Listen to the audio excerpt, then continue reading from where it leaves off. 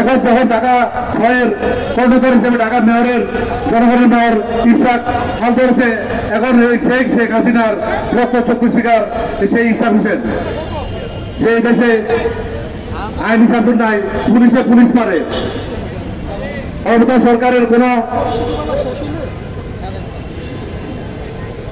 নিয়ম নীতি নাই। সেই দেশে আমাদের চাওয়াটা হচ্ছে বিফল। আমাদের এখানে একটাই দাবি, আমাদের এখানে কেন্দ্রীয় নেতা আছে, সবাই মিলে আমরা সম্মিলিতভাবে এই সরকার থেকে আমাদের যত নেতা কর্মী বন্দী আছে সবাইকে মুক্ত করার জন্য। আমাদের সেই বিমান খালেদা জিয়া উনিও বন্দী আছে, উনার সাথে সাথে নিরাপত্তায় বন্দী আছে, আরো অনেক নেতা পুরো বাংলাদেশে বন্দী আছে।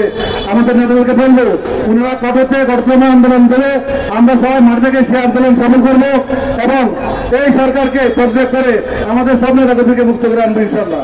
সবাইকে ধন্যবাদ জানিয়ে আমি আমার বক্তব্য শেষ করছি। খোদা হাফেজ। বাংলাদেশ জিন্দাবাদ, বাংলাদেশ জাতীয় মানুষ দল জিন্দাবাদ, খালেদা জিয়া জিন্দাবাদ, শহীদ জিয়া মুরুখ, তারুণের রহমান, তারুণের অহংকার, তারেক রহমান, সিরাজুল ইসলাম আন্তর্জাতিক বাংলাদেশ। এই পর্যায়ে বক্তব্য নিয়ে আছেন বাংলাদেশ জাতীয়